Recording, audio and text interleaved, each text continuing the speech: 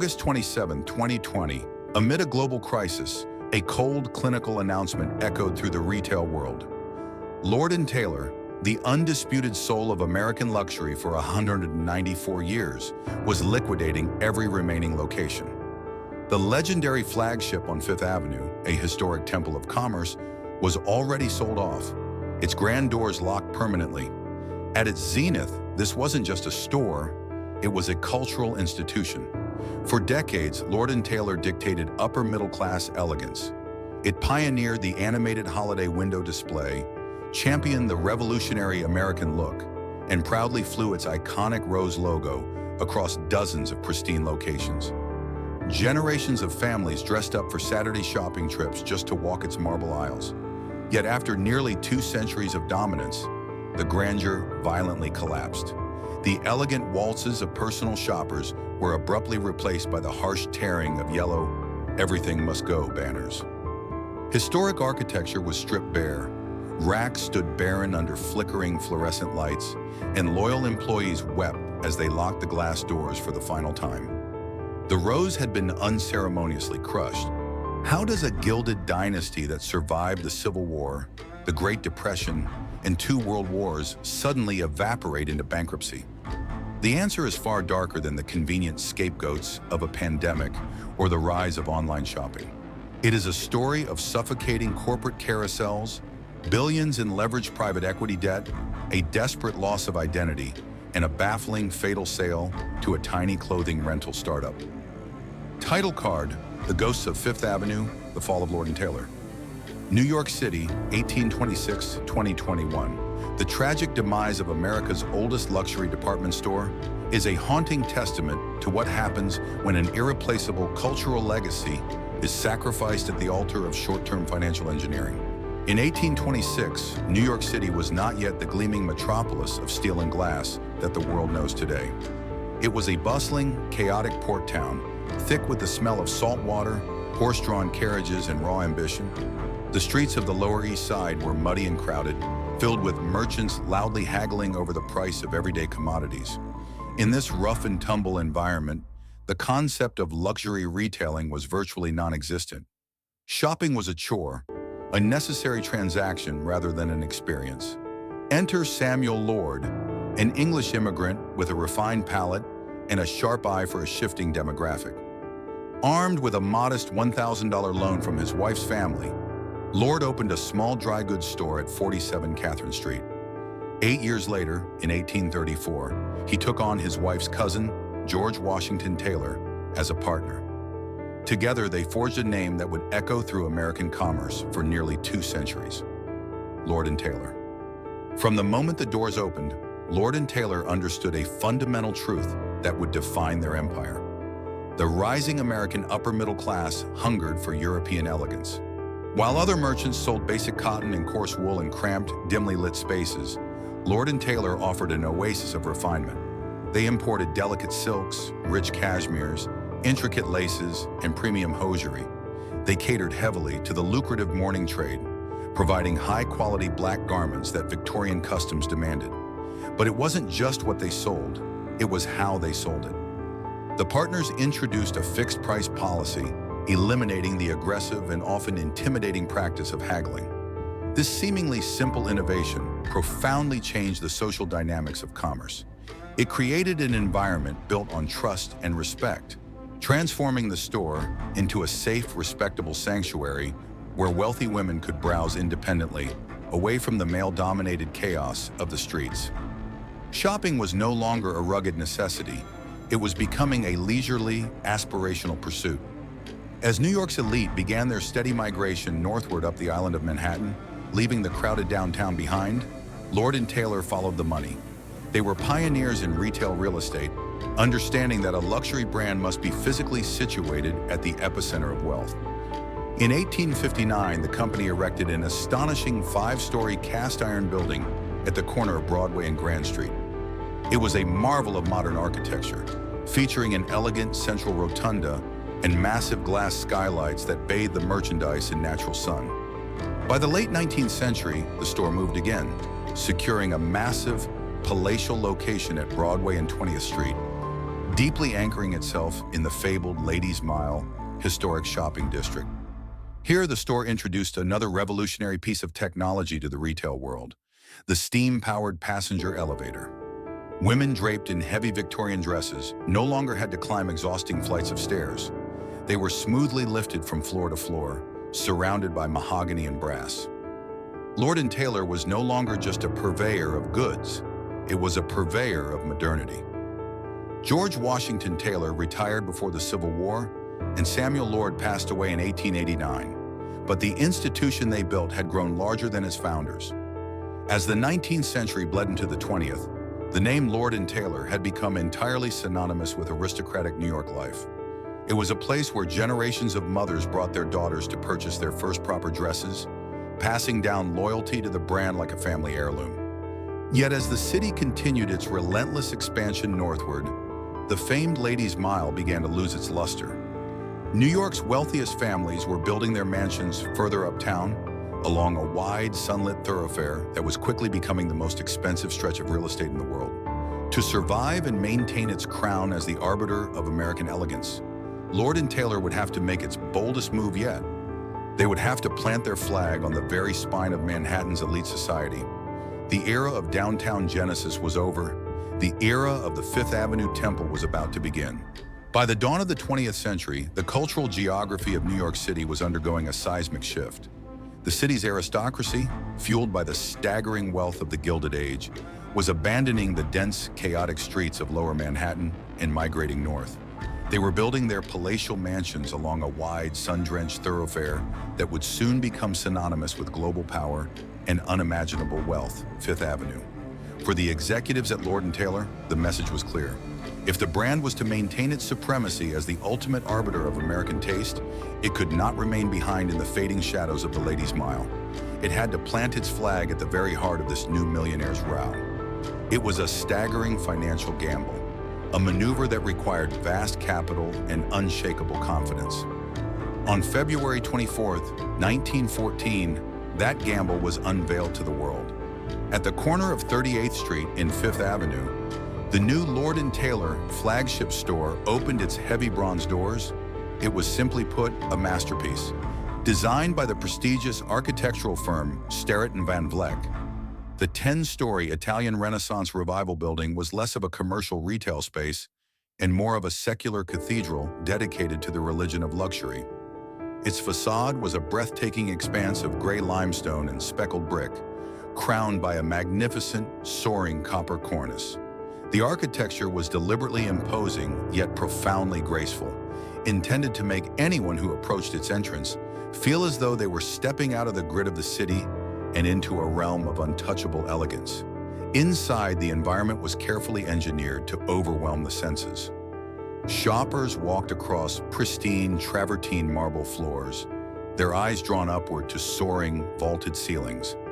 The store featured a majestic concert hall, a sprawling dining room for society ladies to take their afternoon tea, and deeply carpeted salons that resembled the parlors of European royalty rather than a place of business. It was an ecosystem of indulgence. But the true genius of the Fifth Avenue flagship lay not just in its architectural grandeur, but in its theatrical innovation.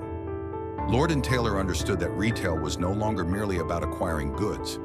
It was about the spectacle of desire, and nowhere was this spectacle more brilliantly executed than on the sidewalk itself. The store introduced a revolutionary, patented hydraulic lift system beneath its display windows. Instead of decorators cluttering the storefront during the day to change mannequins and merchandise, all the design work was done in secret, deep within the subterranean basement. Entire elaborate sets were constructed underground. Then, under the cover of darkness, the hydraulic elevators would silently lift these fully realized dioramas up to street level. When New Yorkers awoke and walked down Fifth Avenue the next morning, they were greeted by entirely new, breathtaking worlds of fashion that seemed to have appeared by magic. This mechanical marvel laid the groundwork for one of Lord & Taylor's most enduring cultural legacies, the animated holiday window display. While the true golden age of the Christmas windows would flourish in the coming decades, the Fifth Avenue flagship established the store as a pioneer of street-level theater. It transformed window shopping from a casual pastime into an essential New York ritual. Crowds would gather in the freezing cold, pressing their faces against the thick plate glass, mesmerized by the meticulous, silent storytelling unfolding before them. Yet this era of magnificent expansion was not without its hidden tensions. The year the Fifth Avenue Temple opened, 1914, was the very year the world plunged into the devastating abyss of the First World War. Global supply chains were abruptly severed. The luxurious European silks, French laces, and imported embellishments that had built the Lord & Taylor name were suddenly trapped across a perilous, war-torn ocean. The executives faced a terrifying reality. A massive, incredibly expensive new flagship built on the promise of international luxury, suddenly cut off from the world. It was a crisis that could have easily bankrupted the company right out of the gate. But within this suffocating pressure lay the seeds of an unexpected revolution. Deprived of European imports, Lord & Taylor would eventually be forced to look inward, setting the stage for a dramatic pivot that would change not just the company, but the entire global fashion industry. The temple had been built. Now it needed a savior to redefine what belonged inside it. As World War II drew to a close, the United States entered an era of unprecedented economic prosperity. The middle class was expanding, and with it, a voracious appetite for the lifestyle that Lord & Taylor had so perfectly curated. Dorothy Shaver's American look was no longer just a wartime necessity. It had become the definitive aesthetic of the modern, triumphant American woman. The brand was operating at the absolute peak of its cultural power, dictating trends rather than merely following them. Shaver understood that luxury was not just about the garment, it was about the psychology of the environment. She meticulously redesigned the store's interior to resemble a series of intimate, specialized boutiques rather than a massive, intimidating warehouse. She introduced the famous Birdcage restaurant, transforming the simple act of taking a lunch break into a glamorous social event where society women could see and be seen. It was also under Shaver's exacting direction that Lord & Taylor adopted its most enduring visual signature, the American Beauty Rose. The elegant, long-stemmed red rose began appearing on crisp white shopping bags, luxury hat boxes, and store signage. It was a masterstroke of branding long before the concept of corporate identity was formalized. The rose became a silent language. Carrying a Lord & Taylor shopping bag down the street was a subtle but undeniable flex of status and refined taste. But Shaver's vision extended far beyond the glittering confines of Manhattan. She was acutely aware of a demographic shift that was about to redefine the nation, the rise of the automobile and the migration to the suburbs. While other executives viewed suburban stores as a potential downgrade that might cannibalize flagship sales, Shaver saw the future. She spearheaded the opening of Lord & Taylor's first true branch locations, starting with Manhasset, Long Island, in 1941, followed by Westchester and Milburn. These were not compromised secondary outposts. Shaver insisted that the suburban branches maintain the exact standard of elegance as the Fifth Avenue Temple, complete with distinctive architecture, sprawling parking lots, and the legendary Lord & Taylor customer service. She effectively invented the upscale suburban shopping experience, paving the way for the mall culture that would soon blanket the nation. By the late 1950s, Lord & Taylor was an unstoppable, flawlessly calibrated machine. It was deeply woven into the fabric of American life, a trusted confidant to millions of shoppers. But the inherent danger of a brand so heavily reliant on a single visionary is the vacuum left in their absence. In June 1959, at the height of her influence and power, Dorothy Shaver suffered a sudden stroke and passed away at the age of 65. The shockwave through the retail industry was profound. Flags across Fifth Avenue were lowered to half-mast. The retail world had lost its first lady. For Lord & Taylor, the loss was existential. The executives left behind had inherited a tremendously profitable empire and a blueprint for suburban expansion, but they had lost their compass. Shaver had possessed an almost supernatural intuition for balancing mass appeal with exclusive luxury. As the turbulent 1960s loomed on the horizon, bringing radical shifts in youth culture, fashion, and consumer habits, Lord & Taylor found itself standing at a precarious crossroads. They had the map to the suburbs, but the visionary who drew it was gone. The machine would keep running, but the soul of the operation was beginning to quietly hollow out. In the wake of Dorothy Shaver's passing in 1959, the executives who inherited the Lord & Taylor empire found themselves holding a masterclass blueprint for suburban retail. Shaver had proven that wealthy shoppers would eagerly embrace a luxury department store closer to their manicured suburban homes. But in the 1960s and 1970s, as America's love affair with the automobile birthed the golden age of the enclosed shopping mall, that carefully calibrated blueprint was about to be stretched to its absolute breaking point. The strategy shifted from curated, deliberate expansion to aggressive, widespread colonization. The American landscape was rapidly transforming, with sprawling shopping malls rising from former farmlands and empty fields across the country. Developers desperately needed prestigious anchor tenants to attract affluent shoppers to these new concrete monoliths, and the Lord & Taylor name, with its illustrious history and the cultural weight of its American Beauty rose, was the ultimate prize. Sensing a historic opportunity for revenue, the company embarked on a relentless march beyond its traditional northeastern stronghold. They pushed down into the affluent suburbs of Washington, D.C., expanded into the Sun Belt of Florida and Texas, and planted their flag in the sprawling metropolitan areas of the Midwest. By the 1980s, the map of Lord & Taylor locations had multiplied drastically. On paper, the financial ledgers looked robust. The revenue was flowing in, driven by the sheer, unyielding volume of the American middle-class consumer boom. However, beneath the surface of this rapid expansion lay a quiet, insidious crisis of identity. The fundamental premise of luxury retail is rooted in scarcity, exclusivity, and an impeccably controlled environment. The Fifth Avenue flagship was a temple, a singular architectural marvel where every marble tile, every dramatic window display, and every highly trained personal shopper was meticulously managed. But how do you replicate the magic of a bespoke Italian Renaissance palace inside a windowless, concrete box at the end of a suburban mall corridor? The short answer is you cannot. As Lord & Taylor stamped out 30, 40, and eventually over 80 locations across the country, the uncompromising standards of the brand began to slowly, inevitably dilute. The grand theatrical window displays that had made the brand famous in New York were largely abandoned in the suburbs, replaced by standard, uninspired glass frontages facing endless seas of asphalt parking lots. The intricate, boutique-like interiors championed by Shaver gave way to wide, homogeneous aisles designed for maximum product density and efficient foot traffic. Furthermore, stocking dozens of massive department stores required a fundamental shift in merchandising. The buyers could no longer focus solely on the unique, curated, and exclusive designs that had defined the American look. To fill the sprawling square footage of their mall anchors, they had to rely increasingly on mass-produced, predictable premium brands. The clothing was still high quality, and the price tags remained distinctly upscale, but the soul of the inventory had changed. Lord & Taylor was no longer introducing women to the future of fashion. It was simply selling them what was safe, acceptable, and ubiquitous. This dilution fundamentally altered the psychology of the customer.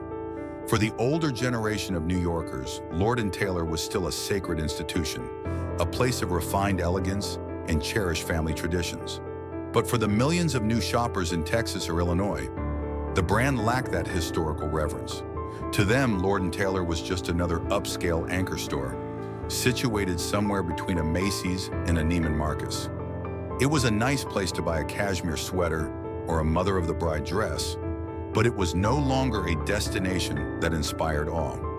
The American Beauty rose, once a symbol of unquestionable upper-crust status, was becoming commonplace. The brand had successfully captured the American suburbs, but in doing so, it had sacrificed the very aura of exclusivity that made it desirable in the first place. This identity crisis left Lord & Taylor in a dangerously vulnerable position. They were too expensive to compete with the aggressive discounting of mid-tier department stores, yet they had lost the razor-sharp luxury edge needed to fight off high-end rivals like Saks Fifth Avenue and Nordstrom, who were also expanding aggressively. They had become trapped in the treacherous, squeezed middle of American retail. Worse still, by transitioning from a singular, fiercely independent New York institution into a sprawling network of mall-based assets, Lord & Taylor caught the attention of a new, ruthless breed of corporate titans. The era of the visionary merchant was fading. The era of the corporate raider was about to begin. The beloved store was about to become a pawn in a much larger, far more dangerous game of financial engineering. For decades, the retail industry had been guided by merchants, visionaries who walked the store floors, touched the fabrics, and understood the emotional alchemy of selling a lifestyle. But as the 1980s dawned, a new kind of power player emerged in American business. The era of the merchant was rapidly giving way to the era of the financier. Wall Street had discovered the massive cash flows generated by department stores, and suddenly, historic institutions were no longer viewed as cultural landmarks. They were viewed as assets to be acquired, consolidated, and squeezed for maximum shareholder value. Lord & Taylor was originally the crown jewel of Associated Dry Goods, a holding company that allowed its regional chains to operate with a high degree of creative independence. The buyers in New York City still controlled the inventory, ensuring that the Fifth Avenue standard was maintained, even if the suburban stores lacked the architectural grandeur of the flagship. But this independence made Associated Dry Goods a prime target for a corporate takeover. In 1986, the inevitable happened. The May Department Stores Company, a massive retail conglomerate based in St. Louis, launched a hostile $2.2 billion takeover of Associated Dry Goods. The collision of cultures was immediate and devastating. May was a phenomenally successful corporation, but its success was built on a philosophy entirely alien to the heritage of Lord & Taylor. May was driven by ruthless operational efficiency, strict financial controls, and a cookie-cutter approach to retail. They were run by accountants and spreadsheet analysts who prioritized profit margins over prestige. To the executives in St. Louis, there was no tangible value in the subtle nuances of the American look or the delicate curation of high-end boutiques. Merchandising was simply a numbers game. Almost immediately, the corporate hollowing out began. May systematically stripped Lord & Taylor of its operational autonomy. The legendary New York buying offices, which had historically scoured the globe for unique, high-quality garments, were dismantled and consolidated into the St. Louis headquarters. The buyers who intimately understood the sophisticated tastes of the Lord & Taylor customer were replaced by corporate buyers purchasing massive, homogenized orders for all of Maycoa's regional chains at once. The merchandise on the floor shifted dramatically. The exclusive designer relationships that had defined the brand were quietly phased out in favor of safer, lower-cost, high-margin private labels. The opulent store interiors saw their maintenance budgets slashed. The highly trained personal shoppers and dedicated sales staff were replaced by fewer, lower-paid clerks. To offset the decline in organic foot traffic caused by this drop in quality, May deployed a tactic that fundamentally poisoned the brand's luxury cachet: the relentless promotional cycle. Lord & Taylor became addicted to heavy discounting. The store was suddenly awash in bright red sales signs, weekend doorbusters, and mail-order coupons. The American Beauty Rose, once a quiet emblem of upper-crust exclusivity, now merely signaled that a customer could probably get 30% off a moderate-tier sweater if they waited for the Sunday paper. This financial engineering kept the revenues nominally stable through the 1990s, but it was a Faustian bargain. The soul of Lord & Taylor had been gutted. It was surviving purely on the lingering momentum of its historic name, operating as a ghost ship in the crowded sea of middle-market retail. But the corporate carousel had not yet stopped turning. By the early 2000s, the department store sector was shrinking, threatened by the rise of big-box discounters and the nascent threat of e-commerce. To survive, the giants began eating each other. In 2005, Federated Department Stores, the massive parent company of Macy's and Bloomingdale's, acquired the May Department Stores Company for $11 billion. Overnight, Lord & Taylor found itself entirely orphaned. Federated executives looked at their newly acquired portfolio and immediately recognized a glaring redundancy. They already had Macy's to serve the American middle class, and they had Bloomingdale's to capture the luxury market. Lord & Taylor, battered by 2 decades of Maycomer's cost-cutting and discounting, was stuck awkwardly in the middle, neither cheap enough for bargain hunters nor prestigious enough for the elite. It was an unprofitable, redundant middle child. Federated wasted no time.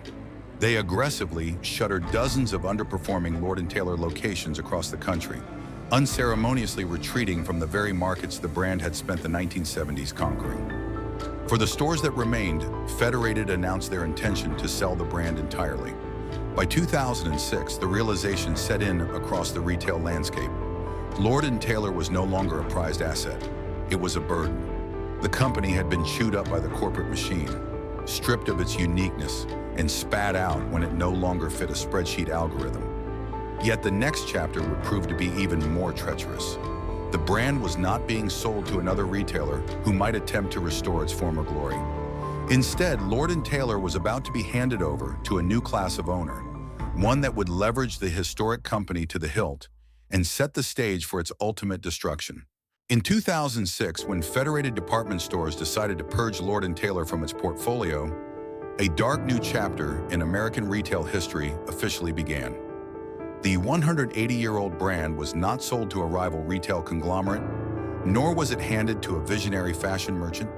Instead, it was acquired for $1.2 billion by NRDC Equity Partners, a private equity and real estate investment firm. This transaction marked a fatal shift in how Lord & Taylor was governed. To the mechanics of private equity, a historic department store is rarely viewed as a cultural legacy to be preserved.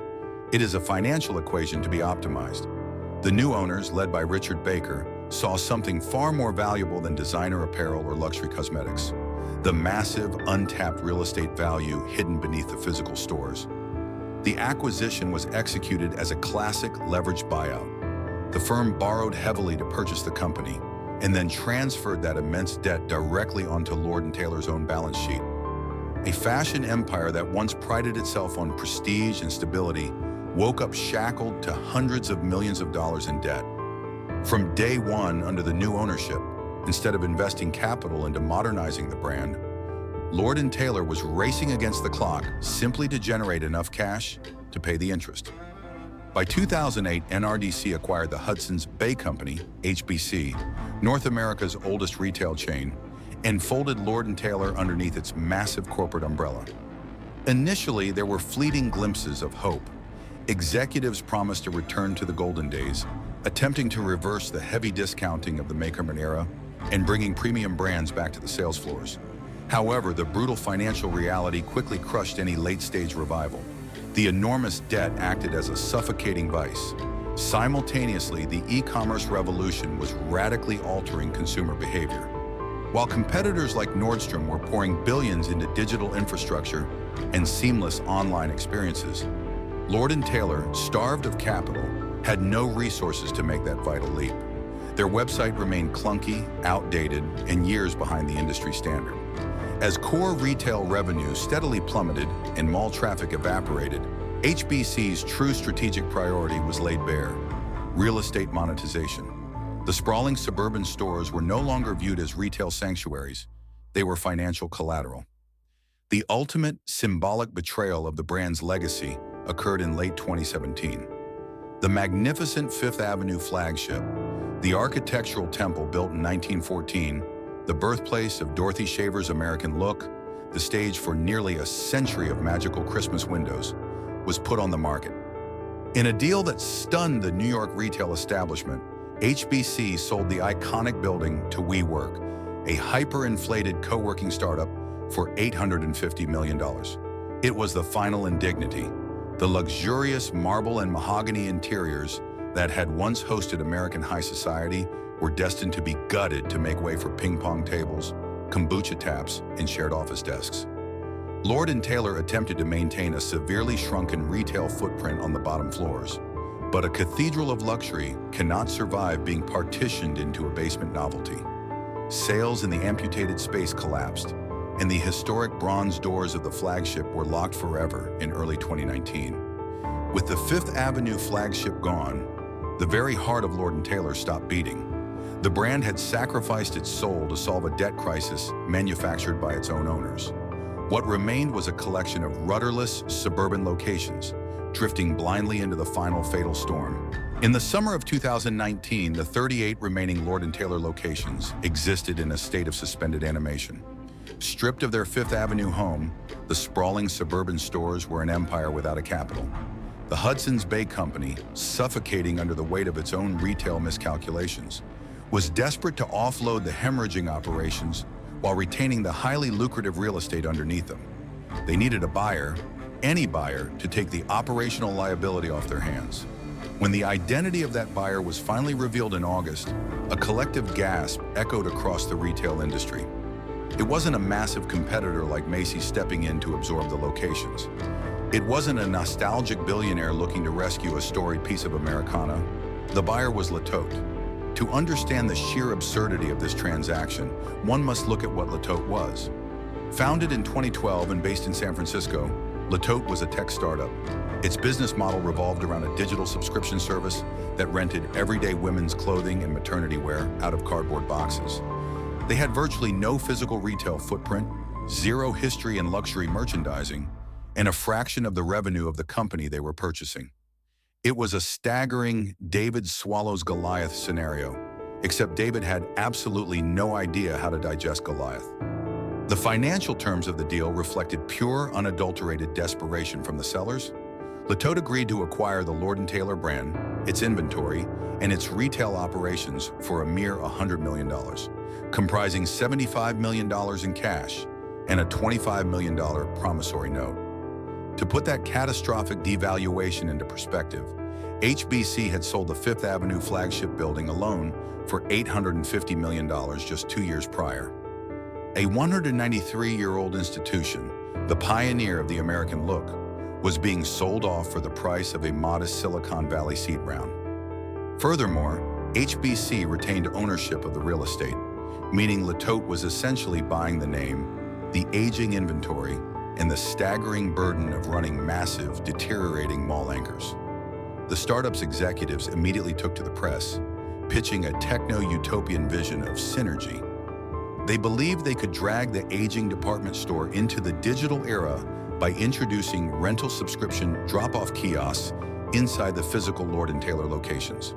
They theorized that younger, tech-savvy shoppers would flock to the department stores to swap out their rented weekend outfits, and while there, perhaps buy a lipstick or a handbag. But this logic fundamentally misunderstood both the brand and the consumer. The loyal Lord & Taylor shopper, the woman who remembered the pristine aisles, the piano player in the atrium, and the American Beauty rose, was profoundly uninterested in a tech bro rental subscription model. Conversely, the young, app-driven Gen Z consumer was not going to suddenly start hanging out in an aging, fluorescent-lit mall anchor store just because a startup had acquired it. The synergy existed only on pitch decks. On the actual sales floor, it was entirely incoherent. The culture clash was painful to witness. Legacy employees, many of whom had spent decades meticulously folding cashmere and building personal relationships with clients, now found themselves on erratic conference calls with Silicon Valley tech executives who viewed clothing not as an emotional purchase, but as software as a service. The disconnect was total. As the autumn of 2019 wore on, the physical stores continued to visibly deteriorate. With the new parent company stretched impossibly thin on capital, there were no funds for meaningful renovations. Displays grew stale. The merchandising mix became even more disjointed, a confusing blend of traditional department store clearance items and Latote's rental returns. The brand was no longer a trendsetter. It was a confused experiment in retail Frankensteinism. The transaction officially closed in November 2019. Latote's leadership proudly proclaimed that they had saved Lord & Taylor from the brink and were charting a bold, disruptive new course for the 2020s. They believed they had outsmarted the traditional retail establishment, but the harsh reality was that a heavily indebted, inexperienced startup had just strapped itself to a sinking ship with massive overhead costs. They possessed no margin for error, no deep cash reserves, and no institutional retail knowledge to weather a sudden downturn. They thought they were buying a stepping stone to dominance. Instead, they had unwittingly purchased a front-row ticket to their own destruction. Because unbeknownst to the tech executives in San Francisco and the weary store clerks in New York, the greatest storm in modern economic history was gathering just over the horizon, and it was about to wipe the slate entirely clean. In early 2020, Lord & Taylor was already a patient on life support. sustained only by the naive optimism of its new Silicon Valley owners. The company possessed zero margin for error. It required a flawless, uninterrupted stretch of economic stability to even attempt the massive turnaround Latote had promised. Instead, it collided with a black swan event that brought the entire planet to a standstill. In March 2020, the COVID-19 pandemic swept across the United States. State governments issued unprecedented lockdown orders, immediately classifying department stores as non-essential businesses. Overnight, the 38 remaining Lord & Taylor locations went completely dark. The sprawling parking lots emptied, the massive glass doors were padlocked, and the carefully arranged spring collections sat untouched in the silent, unlit aisles. For healthy retailers, the lockdowns were a severe financial blow. For Lord & Taylor, they were a fatal severing of the carotid artery. Latote's business model, which relied on a steady stream of subscription revenue and physical foot traffic to cross-sell merchandise, evaporated instantly, while competitors pivoted rapidly to curbside pickup and leveraged their robust e-commerce infrastructures. Lord & Taylor was paralyzed. They had no cash reserves to weather a prolonged shutdown, and their online presence was fundamentally ill-equipped to handle the sudden, massive shift to digital shopping. For months, the store sat dormant, bleeding cash in the form of unmet rent obligations and depreciating inventory. The tech executives who had boldly proclaimed they would revolutionize the department store format were now completely silent, trapped in a catastrophic financial nightmare. The dam finally broke on August 2, 2020. In a federal court in Richmond, Virginia, Lord & Taylor and its parent company, Latote, filed for Chapter 11 bankruptcy. Initially, there was a faint, desperate illusion that the brand might emerge from the proceedings in a restructured, downsized form. The company announced plans to close 19 stores and attempt to salvage the remaining half. But the retail environment was too toxic, the debt too crushing, and the brand's relevance too faded. There were no white knights waiting in the wings, no rival retailers looking to absorb the footprint. The math simply did not work. Just 3 weeks later, on August 27th, the fatal decree was handed down. The restructuring plan was abandoned. Lord & Taylor announced that it would liquidate all 38 remaining locations. The 194-year-old institution was going out of business entirely. The legal machinery of corporate death moved with cold, mechanical efficiency. Liquidation firms, the undertakers of the retail world, were brought in to squeeze the last remaining pennies from the corpse. Joint ventures led by Hilco Merchant Resources and Gordon Brothers took control of the inventory. They were not merchants, they were liquidators. Their only objective was to empty the buildings as fast as humanly possible. Suddenly, the elegant, cursive Lord & Taylor logos that adorned the store facades were overshadowed by obnoxious, blaring yellow and black signs. Store closing. Everything must go. Nothing held back. The psychological whiplash was profound. A brand that had spent nearly 2 centuries meticulously cultivating an aura of refined upper-crust exclusivity was now shouting at passing traffic with the desperate aesthetic of a dollar store fire sale. The final agonizing descent had officially begun, setting the stage for the most heartbreaking weeks in the company's long history. The final months of 2020 were a grim, drawn-out funeral for Lord & Taylor. As the liquidation sales dragged on through the fall and into what should have been the magical holiday season, the physical decay of the stores mirrored the brand's financial collapse. There were no animated window displays, no towering Christmas trees, and no festive cheer. There were only massive, glaring banners screaming, "Nothing held back." The meticulously curated boutiques of Dorothy Shaver's era were replaced by a chaotic, depressing jumble. Fine cashmere sweaters and designer dresses were haphazardly tossed onto disorganized metal racks, deeply discounted week after week. The American Beauty Rose logo looked down upon scenes of retail carnage. Customers, many of whom had shopped at Lord & Taylor for decades, returned one last time not for the luxury experience, but to pick over the remains of their own memories. The emotional toll on the employees was devastating. Many of these workers were not transient retail clerks. They were career professionals who had dedicated 10, 20, or even 30 years of their lives to the brand. They knew their clients by name, remembered their families, and had helped them select outfits for life's most important milestones. weddings, graduations, and funerals. Now they were tasked with dismantling their own professional homes. They were forced to endure the indignity of haggling with aggressive bargain hunters over the price of clearance merchandise, all while knowing their paychecks and their health care would soon stop permanently. As winter approached, the inventory dwindled, and the true, hollow reality of the liquidation set in. It wasn't just the clothing that was for sale. Absolutely everything was marked with a price tag. The plush velvet chairs from the shoe departments, the elegant display tables, the wooden hangers, the mirrors, and even the naked, dismembered mannequins were sold off to the public. The stores were systematically stripped down to their bare, concrete bones. By January 2021, the remaining locations were vast, echoing caverns of empty space. Bright fluorescent lights glared down on barren floors, marred by scuff marks where fixtures used to stand. Handwritten signs thanking customers for years of loyalty were taped hastily to the glass doors, a heartbreaking contrast to the professionally engraved brass plaques of the past. The final days arrived quietly, devoid of any ceremony. In the final weeks of February 2021, the last few remaining Lord & Taylor stores, operating with skeletal crews, prepared to shut down. The final hours were haunting. The soft piano music that used to play over the PA system had long been silenced. Instead, the only sounds were the beeping of the last cash register transactions and the echoing footsteps of the final scavengers wandering through the deserted aisles. When the final announcements were made over the intercom, declaring the permanent closure of the stores, tears flowed freely.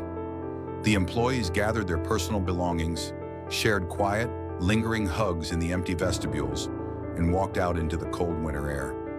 When the keys turned in the locks for the last time, a 194-year-old American institution was effectively erased from the physical world. The pioneer of the Fifth Avenue window display, the champion of the American look, and the undisputed arbiter of middle-class elegance had not just gone out of business. It had been dismantled piece by piece until nothing remained. The silence that fell over these massive suburban buildings was deafening. The golden age of the American department store had officially suffered one of its most tragic casualties. The physical aftermath of Lord & Taylor's collapse left a massive, undeniable scar on the American retail landscape. When the liquidation sales finally concluded in early 2021, they left behind dozens of colossal, empty anchor spaces in shopping malls across the country. These were not small storefronts that could be easily repurposed by local businesses. They were multi-level, 100,000 square foot behemoths. For the malls that housed them, the closure was a devastating blow. Anchor stores are designed to be the gravitational centers of a shopping complex, drawing in foot traffic that feeds the smaller, surrounding boutiques. Without Lord & Taylor, entire wings of these malls went completely dark. The grand entrances, once flanked by carefully manicured landscaping and polished brass handles, were boarded up or locked behind heavy metal gates.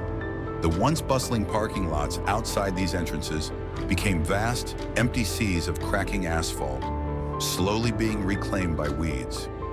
The physical ghost of Lord & Taylor loomed large over the American suburbs, a haunting monument to a retail apocalypse. Yet in the modern corporate era, a brand rarely dies a true final death.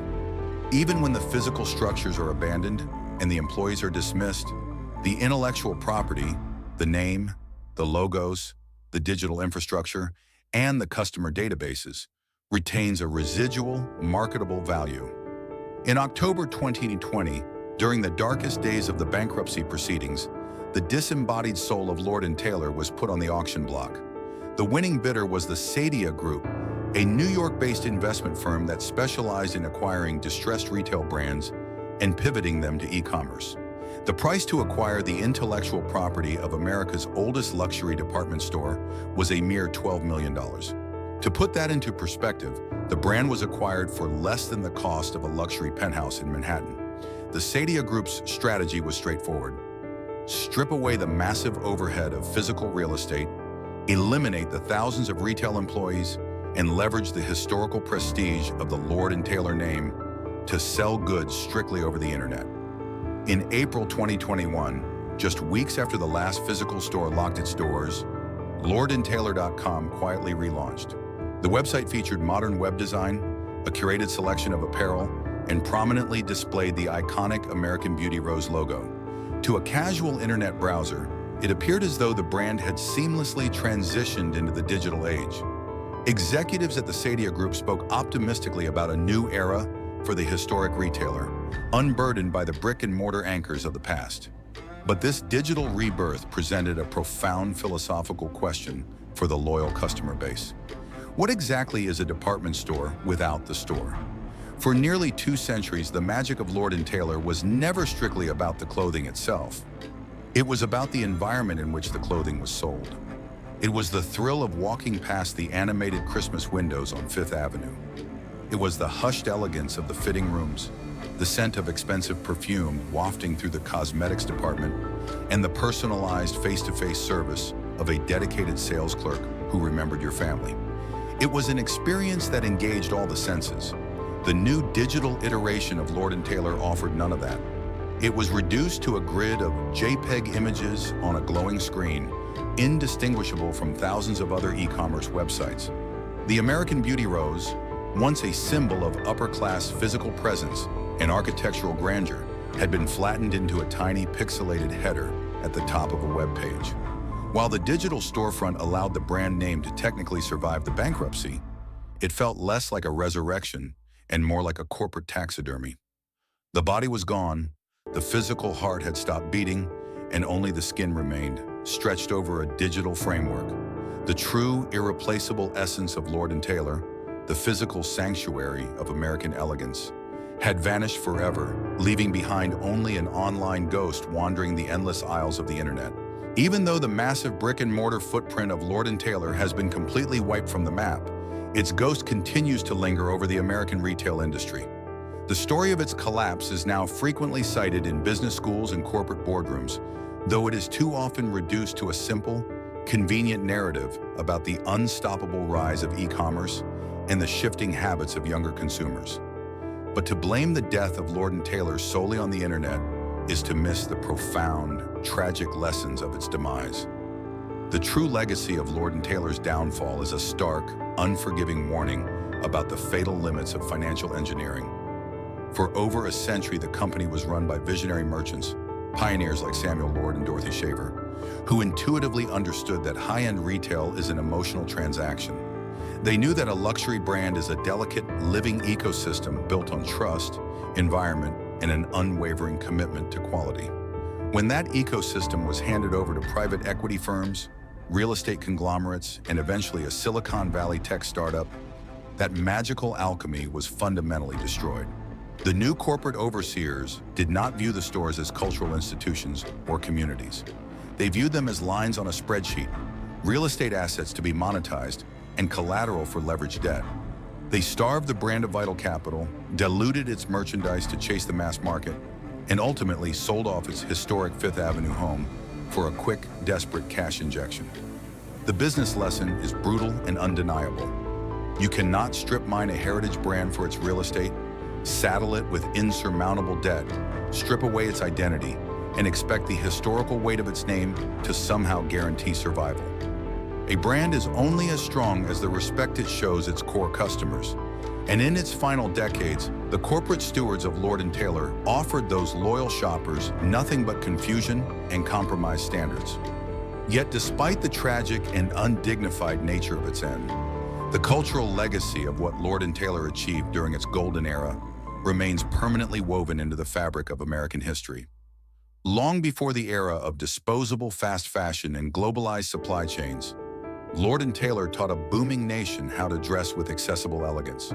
Through the fearless leadership of Dorothy Shaver, the store broke the tyrannical grip of European couture, giving birth to the American look. It proved that homegrown designers could stand shoulder to shoulder with Paris, and it championed the modern American woman, creating fashions that were not just beautiful, but practical, dynamic, and liberating. Moreover, Lord & Taylor helped invent the modern theater of retail. The animated holiday window displays that began on Fifth Avenue did not just sell merchandise. They provided free, magical storytelling to millions of people, becoming an essential, deeply cherished tradition for generations of families. The store transformed the simple act of buying a winter coat or a first prom dress into an event, a milestone. a cherished memory. For the millions of shoppers who grew up carrying those crisp white shopping bags adorned with the American Beauty Rose, the collapse of Lord & Taylor is not just the loss of a place to buy clothes. It is the loss of a physical connection to their own family histories. It represents the fading of an era when shopping was a communal, elegant, and aspirational pursuit, rather than a solitary, algorithmic transaction on a glowing smartphone screen. Today, the sprawling suburban anchor stores may sit empty, awaiting demolition or redevelopment, and the magnificent Fifth Avenue Temple may have been carved up for office space. But the cultural imprint of Lord & Taylor cannot be liquidated. It survives in the archives of fashion history, in the global success of the American design industry, and most importantly, in the fond, nostalgic memories of the people who once walked its pristine marble aisles. The physical petals of the American Beauty Rose may have withered and fallen away, but the standard of elegance it introduced to the world will never truly fade. The collapse of Lord & Taylor is not simply a convenient cautionary tale about the internet destroying traditional retail. It is a much deeper, more tragic story about what happens when the soul of a brand is systematically stripped away by those who only understand numbers, not people. For nearly 2 centuries, Lord & Taylor understood that shopping was fundamentally an emotional experience, a delicate alchemy of beautiful architecture, impeccable service, and a sense of belonging. They didn't just sell garments, they curated memories. They provided the elegant backdrop for Saturday trips with mothers and daughters, the thrill of finding the perfect holiday outfit, and the quiet dignity of carrying a beautifully wrapped box adorned with a red rose. But in the end, the American Beauty Rose was crushed under the weight of leveraged buyouts, massive corporate debt, and a desperate loss of identity. The financial engineers who dismantled the empire believed that a historic name alone was enough to keep the registers ringing, even as they hollowed out the very luxury experience that made the name valuable in the first place. They learned, far too late, that a legendary brand can indeed evaporate, even if millions of people once loved it. When those giant illuminated signs were finally taken down from the suburban malls, and when the heavy bronze doors on Fifth Avenue were locked for the last time, what vanished was not just a department store. It was a cherished piece of American consumer culture, a fading era when retail was a theatrical event and the customer was a respected guest, not just a digital data point. Businesses must live by their ability to adapt, but they die slowly when they sacrifice their identity to satisfy a spreadsheet. If you grew up walking those pristine aisles, marveling at the legendary Christmas windows, or if you simply remember the thrill of carrying that iconic white shopping bag, we want to hear your story. Please share your favorite Lord & Taylor memory in the comments below. What did this historic store mean to you and your family? Thank you for watching this journey through retail history. If you enjoyed this documentary, please hit the like button, subscribe to the channel, and turn on notifications so you never miss another deep dive into the rises and falls of America's most iconic brands. Until next time.